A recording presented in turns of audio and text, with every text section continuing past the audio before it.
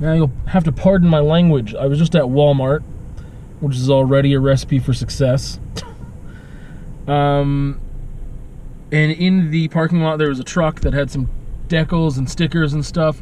Very extreme right-wing, ultra-conservative, past that point, political views. Using the Canadian flag for a lot of their backgrounds for these like decals and stickers and stuff they had on there, which is really annoying because I mean they have like anti-Trudeau stuff on there, and they have like a Canadian flag with text on it that says fuck off, we're full, and then another one that says fit in or fuck off, using the Canadian flag as the background. Now I don't know what Canada he's living in, but as far as I've been alive in 34 years, and the knowledge of the history that I have for a really long time, I don't think Canada's official position was fit in or fuck off. That's obviously something that as a minority you feel maybe more now than you did 5 years ago, before Trump was in office, before that trickle-down effect, or trickle-up effect, I guess, happened, where people are a lot more emboldened to express their views because they feel safer because other people, leaders, are expressing their views so blatantly. But I don't remember Canada's official position ever being that. I remember the mosaic. Whether it's that in reality or not is different. But don't use the flag to represent this clearly non-Canadian, un-Canadian point of view. Like, when did that start? You got to go back. Like, when did that? I'm getting all tongue-tied just thinking about responding to that. Like, how do you, you know, why would you use the flag for that? What other values does that flag represent that are explicitly talked about that you were also completely against, yet you're using it anyway without care or knowledge about that? Like, it just lends more credibility to your idiocy. It just, you're an idiot. Like, it just points out in a more obvious fashion how stupid you are. And at the same time, again, that comfort in being able to do that to express that, and that people would believe some of these things and feel good about believing those things. It's like, that's that thing. It's like xenophobia and racism and all these other things are so, beforehand it was like, oh man, like, they could still really, really believe in it, but they also know that they are in the minority, and now it doesn't feel that way, or that there's so much power it's like, even if they feel like they're in the minority, they feel like they're in the right minority way more than before, and then other things happen where, I just don't even know. This is going off the rails. It's just, other things happen where small gatherings of people get together, right?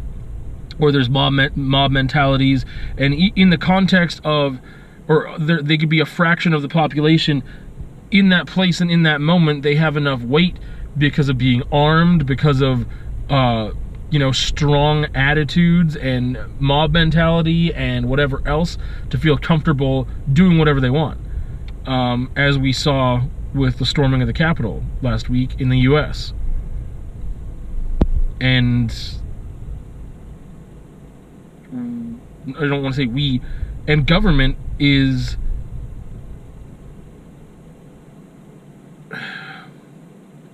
I can't think of the word I want to use. They are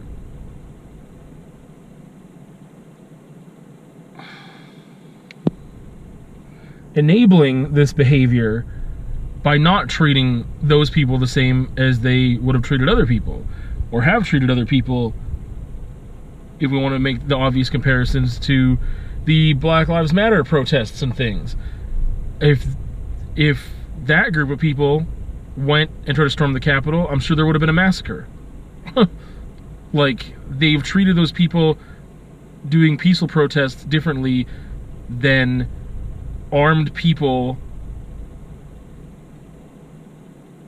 breaking in to a government building and in some cases taking people hostage, beating people, obviously vandalizing the place.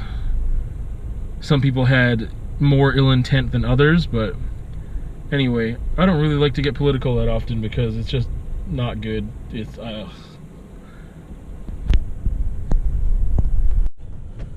I guess me fitting in, if I wanted to fit in or fuck off, then I guess me fitting in to that person's point of view would be to be just as hateful and stupid as them. So I should just go and smash their truck. That's what I would do to fit in, and then I can leave my own sticker on their truck that says I don't know what. But that would be fitting in, right? Like fitting into that person's point of view is just saying whatever the fuck. If you're not exactly what I am, then you're a piece of shit, fuck you, and you deserve whatever aggressive act I feel fit to do. Right? Is that fitting in? Is that better? So I mentioned getting these cups for the bucket paint, but I just realized they're actually going to be great for gesso as well, because they come in a pail as well, and it's going to be way easier, nicer, cleaner to, well, let's just do it. Let's just, and then we got what we need there. So that's tight. It's a little cleaner. And like I said, these, I'll wash them out right away, but if, whatever. I mean, they're like $1 or $2. So, there's a little art tip for you. Hot tip, right there.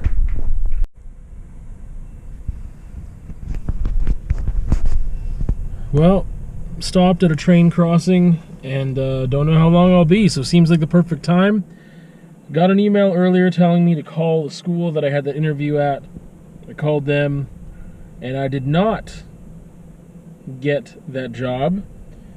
I thought I was pretty well suited because I was pretty familiar with the school, especially recently, and had been there as a regular for that specific position.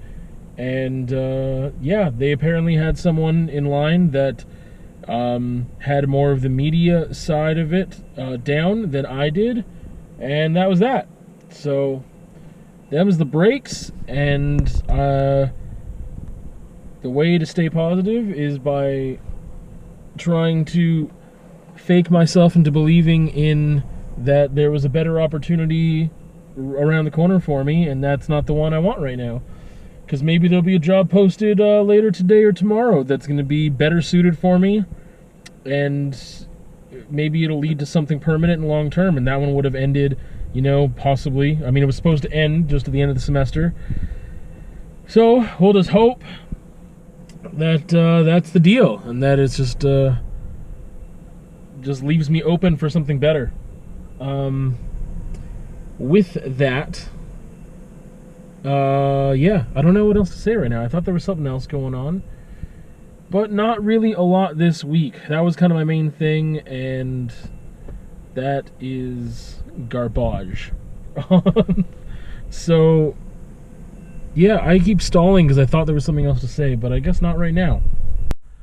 So, wrapping up the vlog this week, I have a conversation about the sunk cost fallacy and how I fall into that repeatedly over and over and over again, and I'm hoping that the conversation will help me focus on that, and that I can work on that and do better and not fall into that trap. That, I mean, it's not really like a trap that's waiting there for me. It's a thing. And if you don't know what the sunk cost fallacy is, then listen to that or watch it, and you'll know what I'm talking about. Anyway, that's kind of everything. Just been working the past couple days, work tomorrow, work on Monday. Guaranteed work is nice, so that is good. And I need to start looking for more opportunities again. But it's the start of a new semester. It's a really slow time for subbing normally, so I'm really thankful that I got this week of just like pure subbing. It's been great. With that, we'll see you on another time.